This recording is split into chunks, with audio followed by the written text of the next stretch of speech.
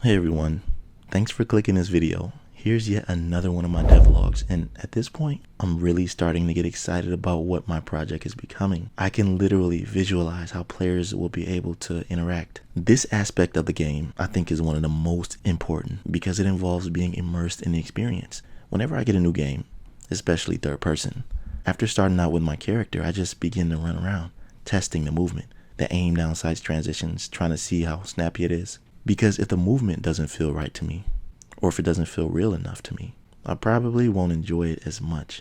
My favorite shooters were third person, and they all had a dynamic movement system. Gears of War to start, then the Division 1 and 2. Both games have an omnidirectional dodge roll, which means that you can dodge in every single direction, like forward, left, back, right. It gives you the full range of direction.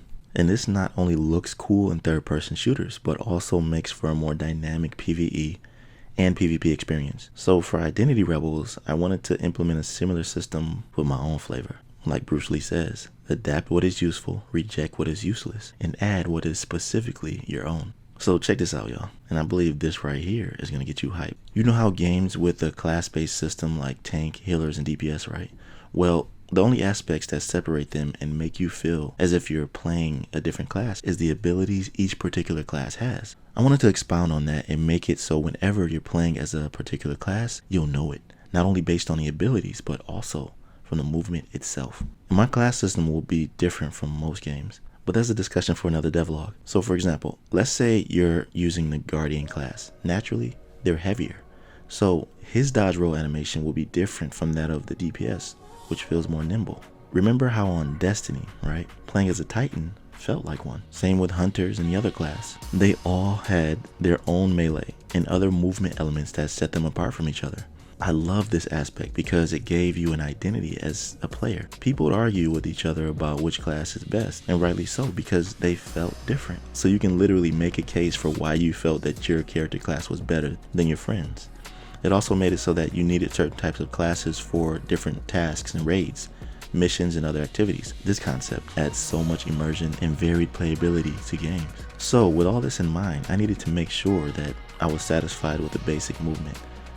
Just like with the omnidirectional dodge, I implemented the same for movement concept. Can't have the run looking like trash, right? And just like the dodge roll, each class will have a different run as well. I mean, I'm testing it out now, and things always change in development, so I'll see how this works, but I think it's a good idea. Tell me down below what you think about this, if I should or not. But for this, I had to completely change up the animation state machine, because it was already set with the whole jump, start, fall, and land system. And by the way, I'm not going to have jumping in my game, I don't think. There'll be a vaulting system, kind of like parkour. You see an obstacle, you'll be able to vault over it. Because this is a cover-based shooter, and these types of games from my experience have a particular style. None of the cover-based games I've played had jumping. I mean, you don't want to add too much to your gameplay loop, then it'll be all over the place.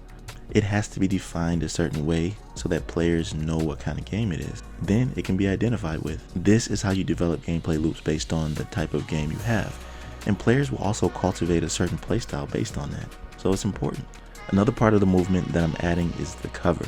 Being able to get into cover is essential. It also adds a layer of immersion because it actually makes you feel like you're protected. But the cover system needs to be quick and snappy. One thing I hate is when games sacrifice gameplay for animation, trying to make it look so realistic. This ends up making the animation slow because they want it to look pretty rather than it being fun to use. Don't get me wrong, I still want it to look good, but there's a thin line between animation and gameplay. I think I've played my fair share of games to kind of understand where to draw that line. I'll give you one example.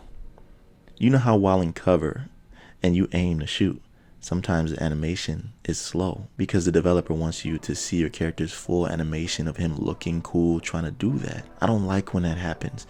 It's better to quickly get the target acquired and then get back into cover fast if need be. So I'll try my best to implement the nice cover-based system that coincides really nicely with the gameplay movement. As I stated in the beginning, I personally feel like the movement in a game is one of the most important aspects that makes the game great. The way you feel when performing certain actions will sometimes be remembered forever.